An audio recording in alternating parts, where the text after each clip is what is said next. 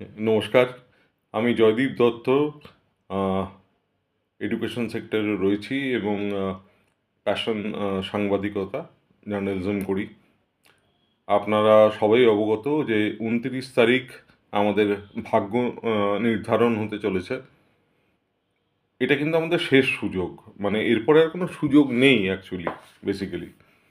কারণ আপনারা দেখছেন চারিদিকে কি হচ্ছে এবং ধীরে ধীরে যদি আমরা যারা কিছু বেঁচে থাকা হিন্দু বাঙালি রয়েছি, তারা যদি আস্তে আস্তে কনভার্টেড না হয়ে যেতে চাই এবং চাই যে আমরা হিন্দুই থাকি এবং এই লড়াইটা চালিয়ে যেতে চাই বাঙালি হিসেবে, হিন্দু হিসেবে আমাদের কালচারটাকে বাঁচিয়ে রাখার জন্য, তাহলে কিন্তু আমাদের ভোটটা দিতে হবে বিজেপিকে এবারের মতো।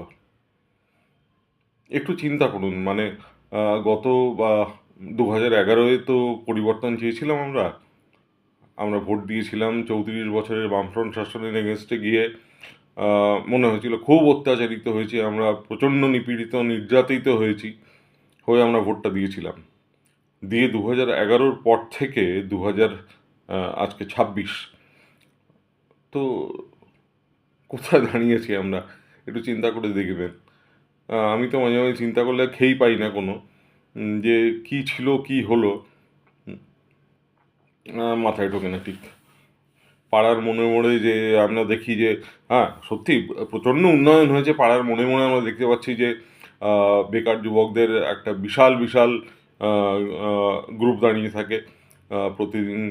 সাদা জামা, সাদা প্যান্ট, সাদা জুতো, গলায় মোটা মোটা সোনার চেন, বাইক নিয়ে প্রতিটা পাড়ার প্রতিটা মোড়ে মোড়ে এরা রয়েছে। এদেরকে লোকে সিন্ডিকেট বলে, আমি বলছি না এদেরকে সিন্ডিকেট বলা যায় না, এরা প্রতিষ্ঠিত যুবক।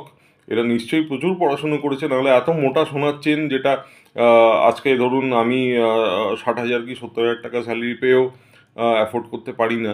তো এরা যখন গলায় দিয়ে ঘুরছে, তার মানে এরা নিশ্চয়ই বিশাল প্রতিষ্ঠিত হয়েছে গত ১৫ বছরে, যার জন্য এরা করে খাচ্ছে। কিছু একটা করেছে, নিশ্চয়ই কিছু একটা আছে, কিছু একটা পেয়েছে নিশ্চয়ই এরা। গভর্নমেন্ট, নতুন গভর্নমেন্ট আসার পরে তো definitely they have got something, যার জন্য এরা করে খাচ্ছে আজকে। কিন্তু ব্যাপারটা হচ্ছে, আমরা কি চাইবো যে আমাদের বাচ্চা কাচ্চারা, ছেলেপুলেরাও এই সিন্ডিকেট অ্যান্ড কোম্পানিতে জয়েন করে এরমভাবে করে খাক? যদি না চাই, যদি চাই যে এরপরে একটা অন্তত একটা শেষ সুযোগ আসুক না, একটা শেষ সুযোগ আমরা দেখি না, যখন একটা চেঞ্জ আসবে, একটা পরিবর্তন আসবে, আমরা একটু দেখি না এবার বিজেপিকে একটা ভোট দিয়ে। আমি তো দেবো এবার, আমি ঠিক করে নিয়েছি আমি দেবো।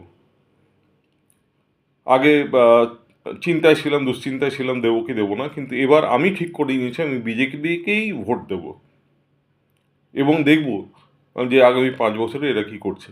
তারপরে না হয় আবার চেঞ্জ করব। আমাদের হাতে তো আর কিছু নেই চেঞ্জ করা ছাড়া।